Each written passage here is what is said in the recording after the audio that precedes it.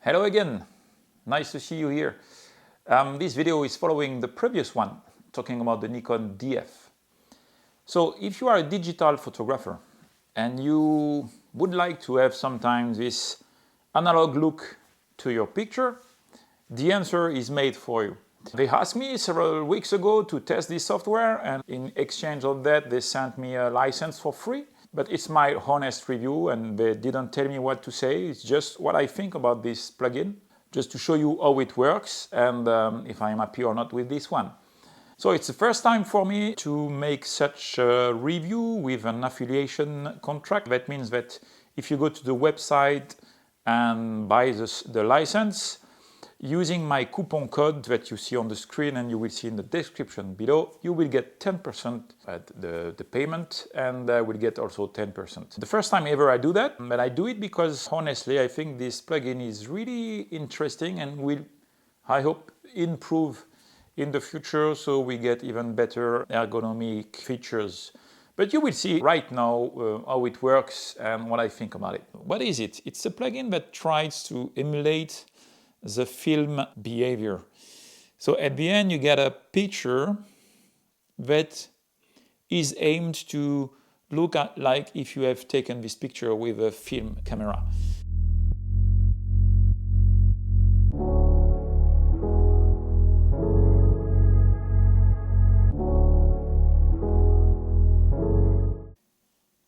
So Dehancer is a film emulation, as you can see on the website. And it's a true film experience. This is the promise that they give. I think that we could have, the kind of promise that Dehancer could have made also is that you are back to film photography without any roll. It's the way I would describe Dehancer. So we are back to film photography without using any roll. So you have, here you can check on the website, a lot of film profiles and so on and so forth. You can check the website to see what you get with Dehancer. In terms of products, you can select if you want plugin for editing video software. It's not the case for me. Or for photo like Photoshop, Lightroom, Capture One, Affinity Photo. You can have an implementation of this plugin in any of these 4 platforms here. For myself, I use it with Capture One. I didn't try it yet with Affinity Photo because I don't develop my images with Affinity Photo.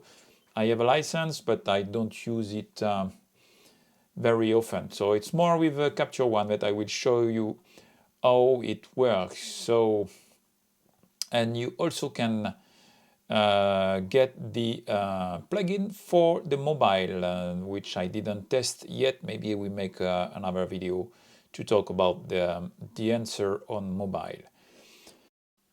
Now let's see in Capture One how this plugin works. So it's really easy, well implemented into the software. It's a plugin, so the way to use the plugin is to right-click on the picture. So this is a file from the Nikon DF, a picture that I took. So let's say I start from what it was when I took the picture. This is the raw file. I can make some adjustment before I go into the plugin Dehancer. Check eventually the contrast if I want to add some, but it can be done also in the software. You need first to really check your exposure. Look at your image and crop if you want. You need to crop before you go further. You can, for instance, change the here a little the perspective if you want, just to make a line more vertical. If it's something you wish to do, you can make a little crop here to be on the face and avoid this area that isn't really interesting.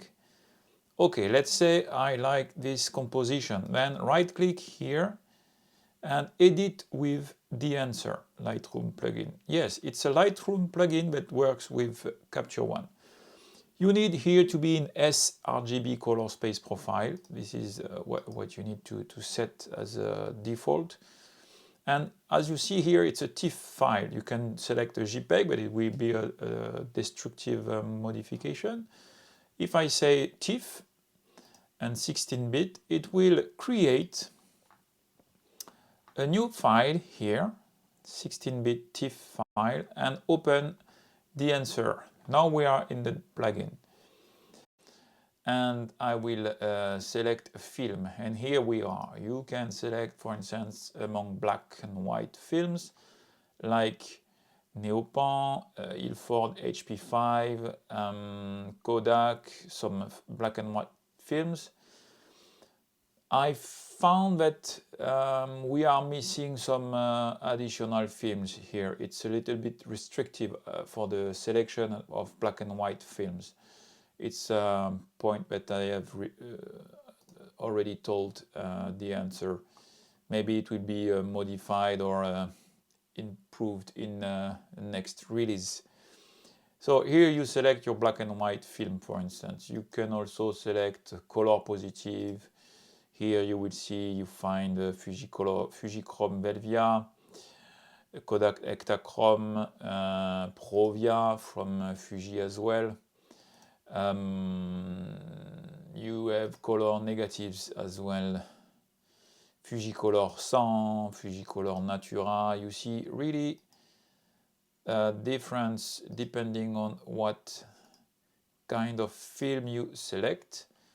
So let's go for a black and white, and let's take HP5 plus 400. Okay, so here we are. We see that we have this green tint here, but we will see later what to do with it. So once you selected the film profile here, you can modify a lot of things on the right side of the panel. First thing to look is the expand. Here you can select how the black points behave to add some contrast here, for instance. And the same for the white point if you want to correct a little bit. Then you have the exposure, and as you see, it's quite fast to overexpose. So I prefer to change the exposure in the Capture One editing software before I go into the Dehancer. You can change the temperature if you are in color, for instance. I have some parameters here for the source. You can hide this. Film developer here is you can work on the contrast of your edition, change the gamma, a little like what you have in expand, but with some other names. Color separation, I don't see here the purpose because I am in black and white. Film compression,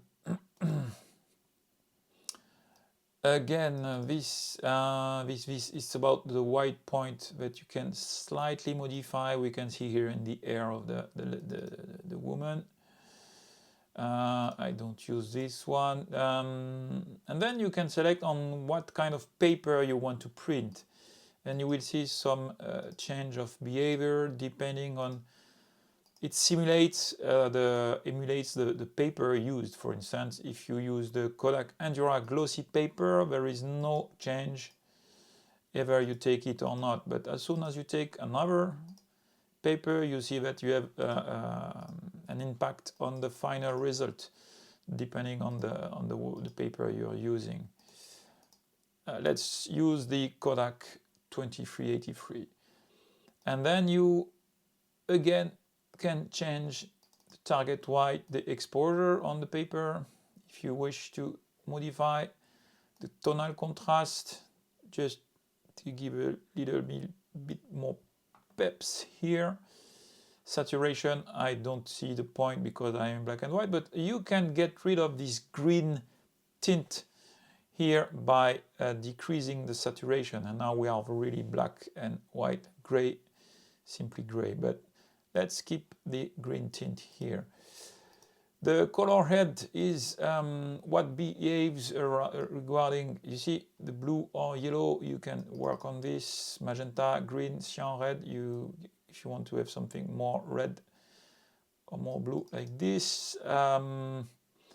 You can preserve, or let's say take blue, but I don't want the blue in the shadow, so I compensate here and have blue not in the shadow or not in the midtones and so on. So you really can tune the picture like you want. Look, if I don't have, and if I have activated it, and I can make it less blue, and right. And here, if I go on the left with highlight, I see that in the highlight I get the blue that I selected here. So I can preserve also a bit the highlights and see what you see, the impact of this color head. The film grain is also very interesting. This you will add the typical grain of 35mm ISO 250. Let's see if I have ISO 50 instead of 250. But you can also custom the noise, the grain of your image. Regarding the interface, just a moment. Here you can see before, after. And here you have a loop, a zoom. Unfortunately, you cannot zoom with the wheel of your mouse, and it's only full one by one or full screen. This is full screen or 1:1, and you have this zoom. So you can see that it's a little bit, here you can display or not the histogram on the bottom of, and here you can display or not the overexposed. So here I can come back to where I made maybe gamma correction. No, sorry, it's not here. Here we are. Just to preserve the highlights. That's okay. Let's come back to the noise, the grain. Here you can see that you can change the grain of the amount, right? You can really do what you want. The resolution, shadow, midtone, if you want some grain in the shadow, in the midtone, and so on. So let's do it simply 500 ISO. Then you have this halation. That is, if I go back, it's kind of halo. Where is it? It's here. You see here, for instance, it's like not chromatic aberration. Let's say it's like, but because it's not purple, but depending, if you are, the wider you are, the more you see this effect. So here I have a 35mm, and I am okay, but I take it or not. But you see, it adds this little halo on your picture. The same for the bloom. The bloom effect is more global. You see, it's more on the mid-tones that you have this glowy effect. And then the film damage, which is interesting. It will add some damage into your film. You can customize and select if you want or not the dust, the air, and the scratches. So for the moment, there is a little bug, is that if I unselect it, I need to move a little bit amount just to make it disappear. So for instance, if I want only scratches, I can reduce the amount here. Like you see, it will change completely randomly. And the scale of the scratches, if I want them less present, but still I want some, the size, the white and black, blah blah blah. The same thing for the hair. Do I want some hair on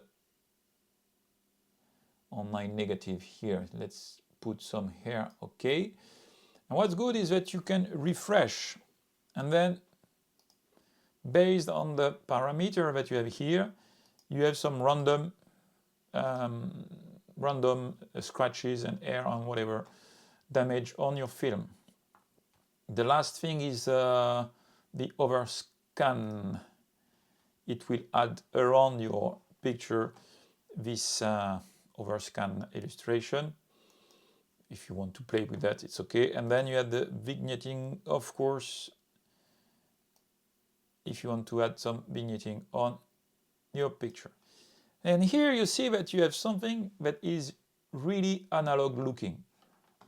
If you like this preset, you go here and you can save, create a new preset here. Let's do that. It's an 8-fold plus street number 1. Add preset. Now you see that this preset is here, and I have several presets that are already done. So this one, for instance, is not okay for this picture because I have too dark and too bright results. So this is not correct. For instance, this one is a little bit different, you can see. So this one is over contrasty too much. This one, you name it. You make as preset as you want, and this is the one we just did before. So if you're okay, you press OK there, and you go back to your capture one, and this is the file that you just created with Dehancer. And I like it a lot because this is a development that I made with Capture One, but I have no chance to reach this level of analog looking picture like I did with Dehancer. So yes, I like this plugin. I like it, and it works fine.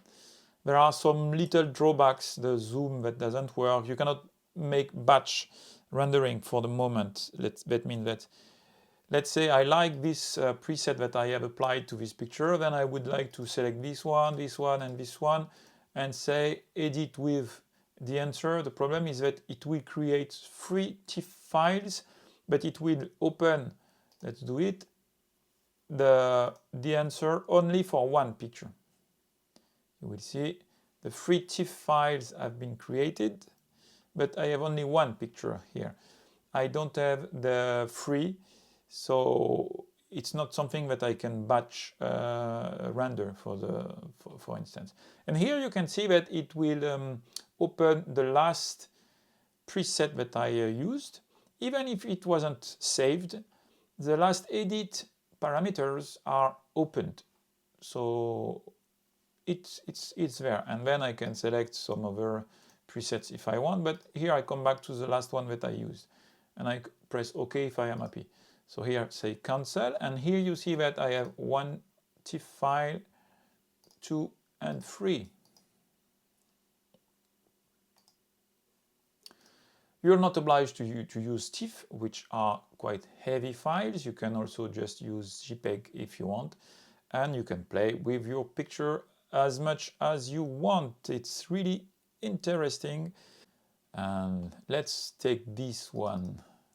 This is my daughter, a 1.2 50mm taken at f2. Let's take the original new variant. Here we are. It's quite okay. Maybe I can add some clarity here and some punch to the picture, a bit contrast, and here we are. From this, edit with Dehancer, up, okay. Let's take a JPEG for instance, boom.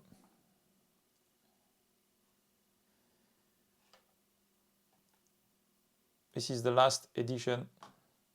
Let's start from the original file, and what if I take a preset that I already saved here? It's a Kodak Ektachrome E100, and if I want I can add some damage on the film here to add, and I can refresh until I get something that is pleasing. If I don't like it, I just go to custom. I can get rid of the air, for example, and maybe the scratches, I will reduce the amount of scratches. Here we are. Let's put some dust. No, let's reduce the number of dust. All right. No, I don't like the dust. Just the scratches. And let's refresh until I like, I like this one, right? Boom.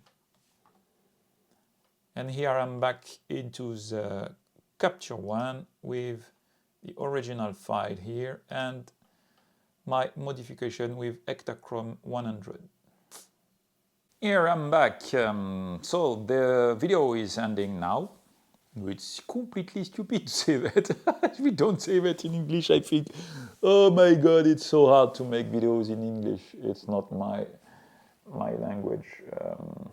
Let's do it again. So I am back. Oh, I don't remember what to say. I write nothing, you know. All my videos I made like this, freestyle. So go on, do it again. Do it again. I'm back after this presentation of Dehancer. What do you think about this? Just let me know in the comment below. And again, if you like it and you buy a license, if you use my coupon code right here, you will get 10% and also I will get 10%. Again, it's the first time I do that and I was pleased to do that because this plugin is something I like and I will use from time to time. I will not make all my pictures look like this vintage look of digital and film photography. But for sometimes, some projects, I will be using this plugin for sure. Let me know what you think and if you will get this, this plugin or if you want to try it, you can download a free trial for 1 month, I guess. So let's go and see you in the next video. Have a good day. Goodbye.